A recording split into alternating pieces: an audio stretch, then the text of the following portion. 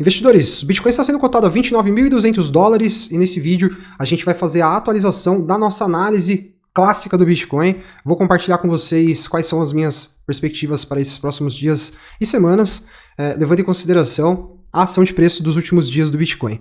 Tá?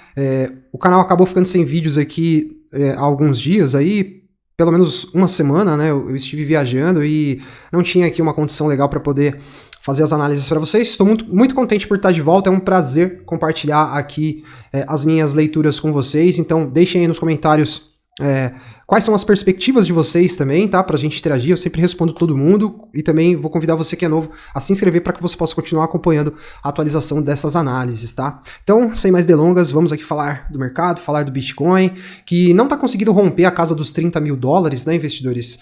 O Bitcoin durante esse ano de 2023, ele dobrou de valor, né, praticamente. Ele saiu da casa lá dos $15.400, ele chegou a bater 31.900, mais ou menos, né, por essa métrica aqui do TradingView. Ele se valorizou 106% esse ano, né? Isso levou aí muitos investidores a se animarem, né, com essa alta aí do mercado. E tem muita gente acreditando nesse momento em uma narrativa mais bullish, né, em uma narrativa de ciclo de alta que está começando. E a gente está vivendo um momento de muita indecisão no mercado e essa indecisão ela vem se refletindo nessa movimentação do preço do Bitcoin, né? A gente já tem um cenário aqui, ó, investidores, que já faz 108 dias, né? A gente já está caminhando então aí para quase 4 meses, né, com o Bitcoin sem conseguir romper a barreira dos $30 mil e praticamente lateralizando aqui, né? Ora se projetando um pouquinho mais abaixo, né? O Bitcoin chegou a vir aqui testar a casa dos 24, 25 mil dólares, mas logo voltou a testar lá novamente a faixa dos 30 mil e essa dança lateral aqui, ela vai ficando cada vez mais evidente à medida que o mercado vai ficando dividido, né, investidores? A gente tem uma parcela quase que igual de investidores nesse momento que acreditam na narrativa mais altista, na narrativa de ciclo de alta, e uma outra fatia praticamente igual, né, em proporção, que não está convencida ainda de que esse ciclo de alta já está começando. Inclusive eu fiz uma pesquisa aqui no canal, eu nunca tinha visto uma pesquisa de sentimento no Bitcoin ficar tão dividida. Ficou rigorosamente 50%, 50-50 aqui. Tinha perguntado qual é a faixa de preço que o Bitcoin vai atingir primeiro. Com isso a gente consegue entender o sentimento aí da galera. Inclusive eu coloquei aqui, né, 25 mil dólares. Já estou revelando para vocês aqui o meu voto. Então a gente tinha 35 mil e 25 mil. E a gente tem um cenário, então, de mercado dividido, né? E isso, naturalmente, se reflete aqui nessa movimentação de preço. Mas o fato é, investidores, que por mais que o Bitcoin fez esse movimento aí nesse ano de 100% de alta, eu continuo ainda não convencido, tá? De que a gente já entrou aí em um ciclo de alta.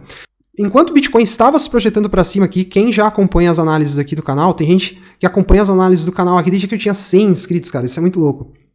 Então, essa galera que já acompanha há mais tempo, que já estava acompanhando as análises nesse começo de ano, vai se lembrar que em nenhum momento eu cheguei a acreditar e botar muita fé nesse movimento de alta aqui do BTC, e eu sempre falando que eu acreditava que os 30 mil dólares eram uma região que ia ser muito difícil a gente ver o Bitcoin se consolidando acima dela, né?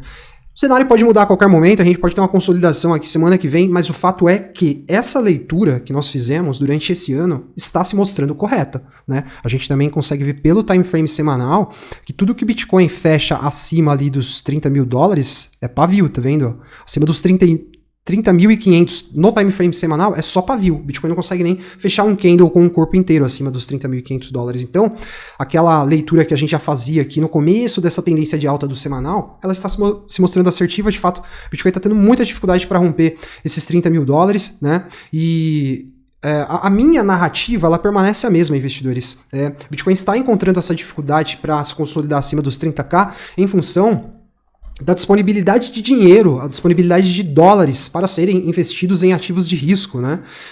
A gente pode chamar também isso de liquidez, a ausência de liquidez no mercado. Quando a gente olha esse gráfico que representa o balanço patrimonial do Fed, do Federal Reserve dos Estados Unidos, e ele é também uma representação da disponibilidade do dinheiro sendo extraído do mercado ou sendo inserido no mercado, a gente vê que a gente está desde março do ano passado, ó, com essa tendência de baixa aqui, tá? Então cada vez menos liquidez no mercado, a gente teve ainda um spikezinho aqui, deixa eu pegar a ferramentinha, vamos ver se fica melhor. para sinalizar. A gente teve aqui, então a gente vem desde de março com essa tendência de queda, a gente teve um spikezinho aqui para cima, ó, tá vendo? Um spikezinho aqui para cima, que foi aquele momento em que a gente teve aquela crise bancária, medo de contágio no sistema bancário americano fez com que o Fed voltasse a injetar um pouco de dinheiro na economia, emprestando dinheiro para os bancos, mas depois a gente já retomou essa tendência de baixa aqui, e a gente continua vendo essa liquidez do mercado sendo drenada, né?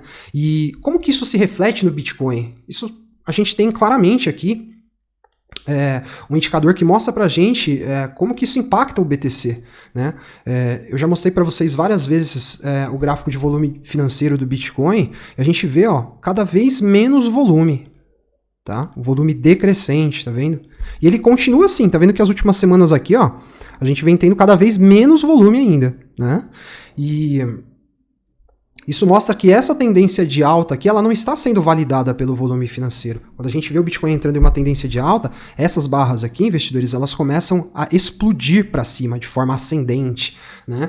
E essa tendência de alta aqui de 2023 é uma tendência fraca, uma tendência com pouca liquidez, uma tendência com pouco volume financeiro sendo inserido dentro do mercado, né?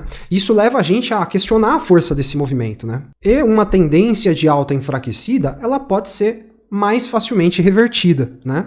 O que eu tenho mostrado para vocês aqui nessas últimas análises do Bitcoin é que a gente com certeza vai ter uma defesa compradora muito importante se o Bitcoin vier retestar esses níveis de preço aqui próximos deste fundinho aqui, tá?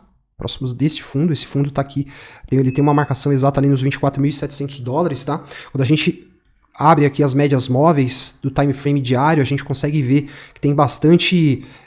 essas médias, a gente pode entendê-las nesse momento como pontos de defesa compradora. A gente tem um aqui na média de 50 do diário que está em 29.250, a gente tem um outro ponto aqui em 28.416, a gente tem um outro aqui que é a média de 200 do diário que está aqui em 26.500. Então a gente sabe que até essa margem dos 24.700, o Bitcoin ainda pode ter alguma força que o mantenha acima, né? Desse fundinho, então, que ele deixou aqui nos 24.700, mas ele perdeu esse fundo aqui, investidores. O primeiro ponto, que ele descaracteriza já essa tendência de alta, né? Porque a partir do momento em que esse fundo aqui, for violado, essa tendência de alta de 2023 vai para o saco. Essa aqui é a realidade, né? Com isso, a gente já teria também aqui essa linha de tendência de alta sendo rompida para baixo, né? Sendo rompida para baixo. E a gente tem, nesse momento, um encontro quase que nuclear aqui, né? A gente tem a média móvel de 200 do diário, que é essa linha rosa, já quase se encontrando com a média móvel de 200 do semanal, que é essa linha tracejada aqui.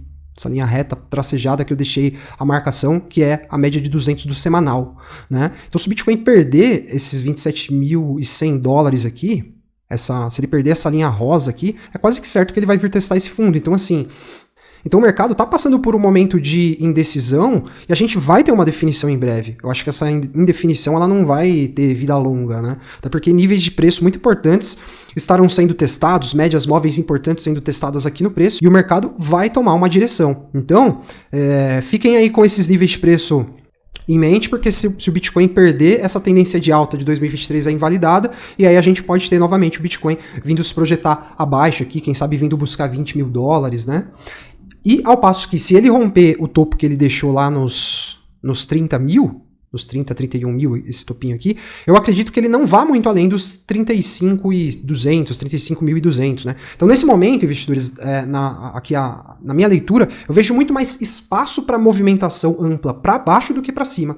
Eu acho que se ele se projetar para cima, ele não vai muito além dos 35.500, vamos colocar 35.500. Só que se ele se projetar para baixo, aí sim ele pode realizar um movimento aqui um pouco mais amplo, se ele furar essa região de defesa que eu sinalizei para vocês, que vai até aqui a região dos $24.000, vamos colocar, tá? Furou para baixo, ele pode vir buscar os $20.000 e isso já pode colocar aqui o mercado em um estado de até mesmo pânico aí, né? Então, a gente segue aí monitorando e eu continuo compartilhando com vocês uma visão de que não há liquidez no mercado para que a gente veja o Bitcoin e as criptomoedas entrando de fato em um ciclo de alta. Um outro fator que contribui bastante para a gente não acreditar nessa narrativa de ciclo de alta, acho que uma narrativa de fase de acumulação, de repente com o Bitcoin lateralizando aqui por um tempo, acho que essa seria uma narrativa não otimista, mas muito mais factível. e que estaria alinhada com esse fator que é o horizonte temporal dos eventos quando a gente analisa o ciclo de 4 anos do Bitcoin, tendo como marco zero ali o halving, né? A gente consegue ver, investidores, que os fundos têm sido marcados dentro do mesmo horizonte temporal, os topos também, né? A gente tem aqui a demarcação do momento em que acontece o halving. E aí quando a gente olha as fases de acumulação, alta, distribuição, baixa, depressão, acumulação novamente, tá tudo seguindo como se fosse um reloginho, não tem como a gente negar isso, tá? A gente precisa levar em consideração que o ciclo de 4 anos do Bitcoin, tendo como base esse horizonte de eventos temporal, ele está sendo respeitado quase que assim, de maneira, parece um relógio, né? Então, Pra mim, nesse momento, continua sendo muito difícil acreditar em qualquer narrativa bullish, tá? Isso aqui, investidores, ainda sem falar do risco trazido pelo mercado tradicional, né? A gente não tá nem analisando aqui, por exemplo, S&P, Nasdaq, né? Que já estão pouco a pouco aí, parece que perdendo fôlego, querendo ensaiar uma correção, e se essa correção vier nos mercados tradicionais, possivelmente Bitcoin será afetado também. Então, enfim, existem uma série de elementos que ainda me deixam, eles me colocam naquela posição pessimista-otimista, né? Pessimista com o curto prazo aqui, mas ainda muito otimista com o Bitcoin como o grande ou o melhor ativo financeiro aí da atualidade e que com certeza vai atingir aquela casa lá dos 100 mil dólares, entre 100, 120, 100, até quem sabe 150 mil dólares nesse próximo ciclo de alta, tá? Então, essa era a leitura que eu queria compartilhar com vocês nesse vídeo. Vou convidá-los novamente a se inscreverem para continuar acompanhando essas atualizações, tá? E agradecer vocês que ficaram comigo aqui até o final do vídeo, pedir que deixem o like aí para fortalecer o nosso canal. Um forte abraço e até a próxima.